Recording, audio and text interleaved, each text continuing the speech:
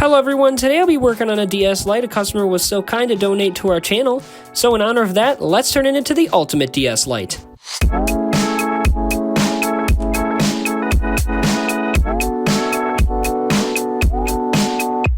There's a couple things we're going to do to this DS today, so without further ado, let's get started. We can start by taking the battery out of the DS, and then begin to take the shell out and... Bruh. Do you mind? As I was saying before, we need to get the shell off to get to the motherboard, and so a couple unscrews later, and the shell comes off.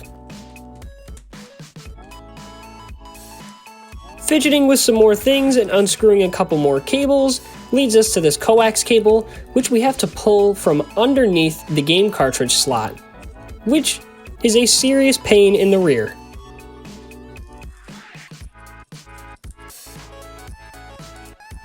Now that victory is ours, we can carry on a couple more unscrews, and we can take the board out of the shell, disconnect the screens, and take a closer look at the motherboard where we can discuss what we're going to be doing today. Today, we're going to be putting USB-C onto the charge port and also replacing these lights so that they shine different colors. So let's go to the soldering station to do that. Alright, now that we're downstairs, the first thing we're going to do is remove the charge port with some hot air, and then begin to install the USB-C port. You gotta be very careful when you do this kind of thing. Make sure to not tear any pads or anything, but it looks like we're all good, so let's carry on and install the new USB-C port. This USB-C port is capable of being charged with any USB-C cord that's USB-A or USB-C, so you can literally plug it into your iPhone charger and it will do just fine. Some of you may have noticed I didn't fill in all the holes on this side of the board. Well, that's because in order to make this port work, all the magic actually happens on the other side of the board. So let's clean up the flux and flip it over, but first we need to test and make sure it's not going to fall off, which it looks like it's good, so let's clean up this flux and flip it over and continue on. Here's where the magic actually happens. We have to solder these two copper contacts somewhere on the board in order for the USB-C port to actually transmit power to the device. So to make it work, we'll solder one end to the end of this EMI port and the other end to the end of this fuse to act as a ground. Soldering a fuse in line is important, since the DS could receive more voltage than it was ever intended to, so that fuse is there to protect it in case it receives too much voltage from the cord. When I was taking off the charge port earlier, I also took these lights off right away, so let's install the new ones. Installing these lights is fairly easy. You just solder both ends to the board, and they should work right away. Installing these lights is probably the hardest part of this project. These things are barely bigger than a grain of salt. They're only a couple millimeters in size to be exact. One down, one to go. This one should be a little easier since there's a better angle for me to get the iron in there. Alright, now that we're done, let's clean up the flux and go back to the shop. Moving on, we'll need to remove this old yellowed screen lens and the digitizer. The bottom screen is yellowed, so I'll be replacing it, and the new shell comes with a replacement screen lens built in, so we won't have to worry about reinstalling it.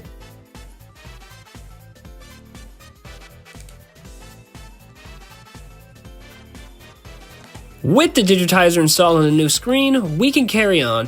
There's a couple small parts that we need to harvest for later, a couple unscrews, and then we can take the rest of the bottom half off the DS. Moving on to the top half, there's 4 screws holding it in place. After they're removed, the shell can then be removed, exposing the top screen and its goodies, which will transfer to the new shell.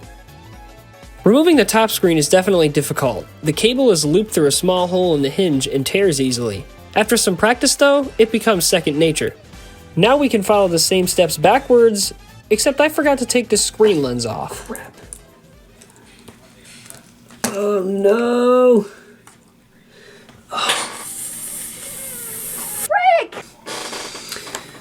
Oh my god. I need to fix this. After completely panicking and thanking God that I didn't tear the top screen cable, we can calm down and move on. Let's start by installing the new shell. I'm going to install all the screws by hand to make sure that they aren't over tightened. In the meantime, fun fact about the DS Lite is that its family of systems are the second best selling console of all time. Number 1 is the PS2, and Sony conveniently found some more sales last month. Anyways, the DS family was a real hit with everyone, selling over 154 million consoles worldwide. Nintendo is trying to reach this number again with the Switch family, currently sitting at 146 million sold. Now here comes the fun part. So you can see that little gap right there? I have to thread this cable through that gap into the other side. You see how tiny that gap is through there?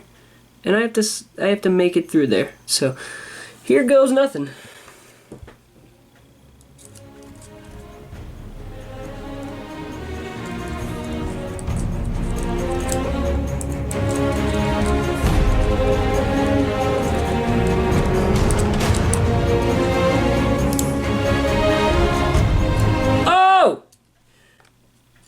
Oh yeah.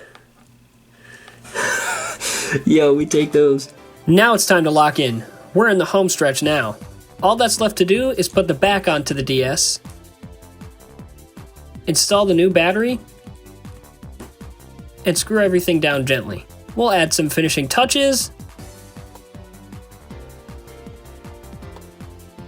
and just like that, this DS has been made ultimate. Now that we're done, let's take a look at the creation. We changed the power light to white, and it charges with USB-C. When it's plugged in, the DS shows a pink light instead of orange to better match the fancy color-changing shell. We'll finish up by installing that iconic serial number sticker provided with the shell, and I'll be sure to link the parts I used in the description if you want to try this yourself. Let me know if you'd like to see more of these Ultimates in the future.